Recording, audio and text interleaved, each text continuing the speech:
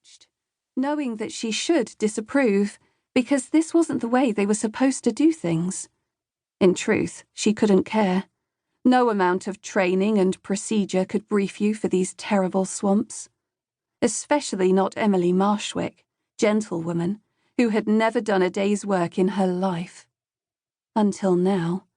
Now she was rather making up for that. "Miss in your fancy house, Marshwic?" Elise asked in a husky stage whisper. "That's Ensign Marshwic to you, soldier." But she couldn't stop herself from grinning back. Right now, she needed a bit of camaraderie far more than any privilege of rank. "Well, aren't we full of ourselves?" Elise was most of the way over to her, wading through the oily water, when they heard Macmillan's whistle. Contact with the enemy. Emily felt her heart seize up. What now? She could distantly see the line move forward, beyond Elise, who was now desperately fiddling with her helmet strap again, the crested steel wobbling as she tugged at it. Emily gestured for her to come on, and began wading forward to keep her place in the line. She heard Elise splashing along behind her. The air was so thick that the very geometry of the swamps, the pools and twisted trees, the ridgeways of roots, the rotten stumps, all loomed at random from the gloom around her. Her footing was uncertain, things squirmed beneath her tread, or the ground slid aside and gave way. Her progress was a series of stumbles that must be announcing her presence to every Denlander in the swamps. Elise, behind her, was even louder. Emily reached a wall of arching roots that rose almost to her waist, and took her bearings. Some kind of amphibian, slick and black, slid its 4-foot length away from her into the water, and was gone. There was a shot. Elise, behind her, stopped still at last.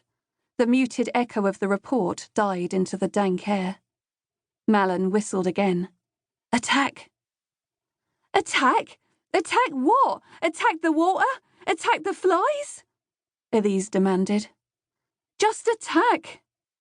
Emily knew the drill, and she hauled herself one-handed over the roots and splashed forward, hoping that she was still going the right way, that she had not been somehow turned around. Another shot rang out, closer, and then a third in return fire. Aside from Elise, gamely blundering on behind her, there were no human beings in sight. It was a war between ghosts, a war in the next room. She wanted to shout at those unseen combatants, "Where the hell are you?" Another 2 reports came from within the mist. Somehow she picked up her pace, despite the water and the mud, despite the weight of gun and pack and helm. Suddenly, she was desperate to see this fighting, desperate not to be the one left out.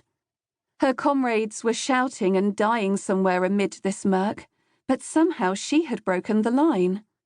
Now she had a loaded gun, and the fighting was somewhere else. She lurched on, tripping and stumbling and slipping, wrestling with footing that was constantly trying to betray her. There was a silver flare within the mist. She heard, through the dense air, the shrill, searing scream of one of the warlocks attacking. The hissing explosion of water turned instantly to steam. That moment's incinerating light served as her beacon, for the enemy had no wizards of their own. She pushed on, fell to one knee, holding her musket up to keep it dry, just as she had been taught, and forced herself back onto her feet through sheer willpower. Simply moving was becoming an intolerable burden to her, each breath of the muggy air harder to inhale, every motion sapping the strength from her limbs. She finally burst out into a cleared space where the ground was baked hard, where the crooked trees had been seared black all around her, the convolutions of their trunks and branches turned into rigid death agonies. A warlock had been here only moments before, unleashing his incendiary magic. The fog was just now oozing back in, the water welling up to reassert its dominion. She put a hand near the fire-split wood of the nearest tree, feeling the heat radiating from it like an oven's open door. At the